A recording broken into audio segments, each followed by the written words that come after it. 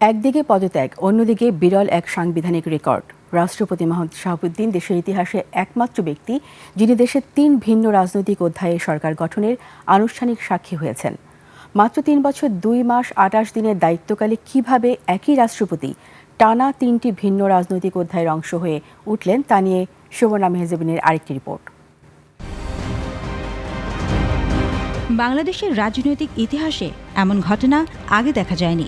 মাত্র ৩ বছর ২ মাস ২৮ দিনের দায়িত্বকালে ৩টি ভিন্ন রাজনৈতিক বাস্তবতায় সরকার গঠনের সাংবিধানিক দায়িত্ব পালন করেছেন রাষ্ট্রপতি মোহাম্মদ শাহাবুদ্দিন। সরকার বদলেছে, পাল্টেছে রাজনৈতিক সমীকরণ, কিন্তু রাষ্ট্রপতির আসনে ছিলেন একই ব্যক্তি। ২০২৩ সালের ২৪ এপ্রিল রাষ্ট্রপতির দায়িত্ব নেন মোহাম্মদ শাহাবুদ্দিন। এর কয়েক মাস পর দ্বাদশ জাতীয় সংসদ নির্বাচনে জয়ী আওয়ামী লীগের সভাপতি শেখ হাসিনা প্রধানমন্ত্রী হিসেবে শপথ নেন রাষ্ট্রপতি মোহাম্মদ শাহাবুদ্দিনের কাছ থেকে। একই দিনে নতুন মন্ত্রিসভার সদস্যরাও শপথ নেন। কয়েক মাসের ব্যবধানে দেশের রাজনৈতিক দৃশ্যপট বদলে যায়। ২০২৪ সালের আগস্টে ছাত্র জনতার গণ অভ্যুত্থানের মুখে আওয়ামী লীগ সরকারের পতন হয়।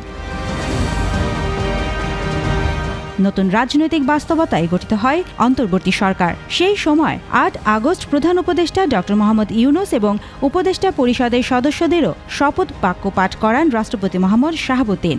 রাজনৈতিক পরিবর্তনের মাঝেও সাংবিধানিক ধারাবাহিকতা বজায় রাখার দায়িত্ব পালন করেন তিনি।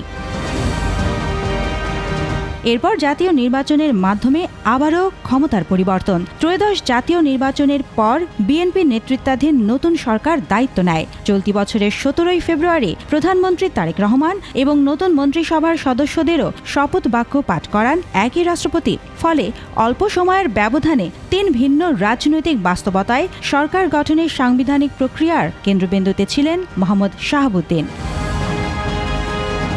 দেশের রাজনৈতিক ইতিহাসে এত অল্প সময়ের মধ্যে ৩ ভিন্ন সরকারের শপথ পাঠ করানোর ঘটনা নজিরবিহীন। তাই মোহাম্মদ শাহাবুদ্দিনকে ঘিরে বর্তমান বিতর্ক শুধু তার পদে থাকা বা না থাকার প্রশ্নে সীমাবদ্ধ নয়, আলোচনায় উঠে আসছে সাম্প্রতিক রাজনৈতিক রূপান্তরের পুরো প্রেক্ষাপটও।